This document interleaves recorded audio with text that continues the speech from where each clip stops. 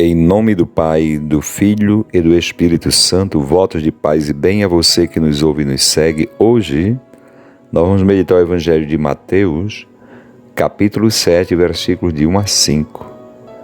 Disse Jesus aos seus discípulos: não julgueis e não sereis julgados, pois vós sereis julgados com o mesmo julgamento com que julgardes, e sereis medidos com a mesma medida com que medirdes. Porque observas tu o cisco no olho do teu irmão, e não presta atenção à trave que está no teu próprio olho? Ou como pode dizer a teu irmão: deixa-me tirar o cisco do teu olho, quando tu mesmo tens uma trave no teu? Hipócrita! Tira primeiro a trave do teu próprio olho, e então enxergarás bem para tirar o cisco do olho do teu irmão.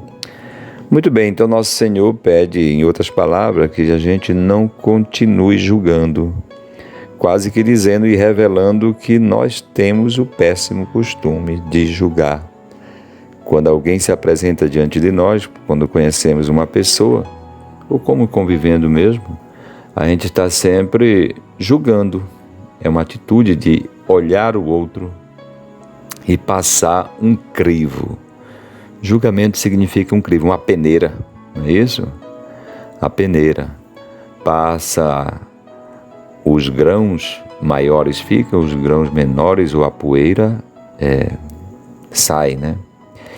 Pelos orifícios, pelos buracos da peneira.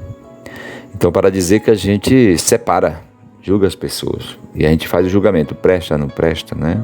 É bom, é ruim, é simpático, antipático. Então nós lançamos um olhar de julgamento para com o outro, e o pior disso é que a gente termina não conhecendo a pessoa. Então a gente teria que ter essa atitude de dizer: olha, o julgamento pertence a Deus, né? Porque senão a gente não conhece a pessoa. E o julgamento também tem a capacidade de fazer o outro viver ou o outro morrer. Se eu julgo de maneira errônea uma pessoa, ou com atitudes más minhas, eu mato a ele, no sentido que eu afasto ele de mim. O outro não é reconhecido e aceito. Nas atitudes de julgamento existe um mecanismo chamado de projeção também. Projeção.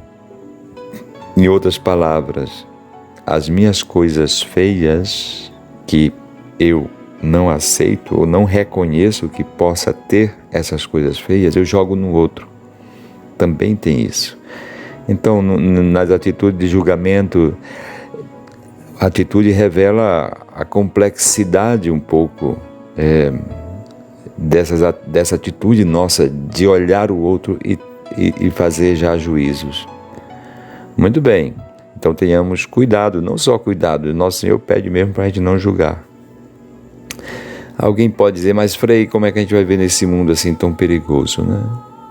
Olha, Jesus disse o seguinte: espertos como serpentes, simples como pombinhas. Então é essa que é a atitude, né? Que não é atitude de julgamento, é atitude de cautela e tudo, deixar que o outro se revele, mas não eu me adiantando julgando mal, né? O outro vai se revelando e a gente vai conhecendo, mas conhecendo, não julgando. Pois é, meus irmãos e irmãs, nosso Senhor continua a meditação: porque observa o cisco no olho do teu irmão. Ora, você, para perceber um cisco no olho do irmão, geralmente a distância que a gente tem das pessoas, a gente não consegue enxergar. Às vezes a pessoa sente e pede para vir bem pertinho olhar alguma coisa no olho, mas a gente não tem capacidade de enxergar com o olho normal um cisco no olho do outro. Agora, nosso Senhor diz que a gente pode observar o cisco no olho do outro. Como? Se a gente tem uma trave. Porque olha o cisco no olho do teu irmão e não presta atenção à trave que está no teu próprio olho. Então, quando o nosso olho tem uma trave, aí sim a gente consegue enxergar o cisco no olho do outro. E se você tem uma trave no seu olho, significa que o seu olho está inflamado, está doente. É um olho estragado. Agora a gente entende o que Jesus falou, né? Nós temos as nossas inflamações internas, para não falar outra coisa mais feia, tipo uma podridão, né? Nós temos essas coisas feias internas e é por isso que a gente vê tantos ciscos no olho do irmão, tantos defeitos. É porque nós temos também.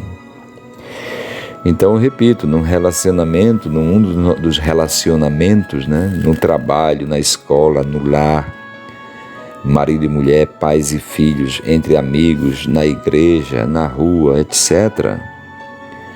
Nosso Senhor está pedindo que a gente passe a conhecer o conhecimento do outro, do mistério do outro. O outro é um mistério. E ele se ancora, né, no mistério de Deus. Então Deus que é o verdadeiro juiz. Eu posso até dizer, olha, essa pessoa me defraudou, essa pessoa chegou a me roubar. Eu posso dizer isso. Eu não posso dizer se ele presta ou não presta, isso aí não cabe a mim. Agora, para eu chegar a este ponto, eu tenho que reconhecer a glória de Deus, a soberania de Deus.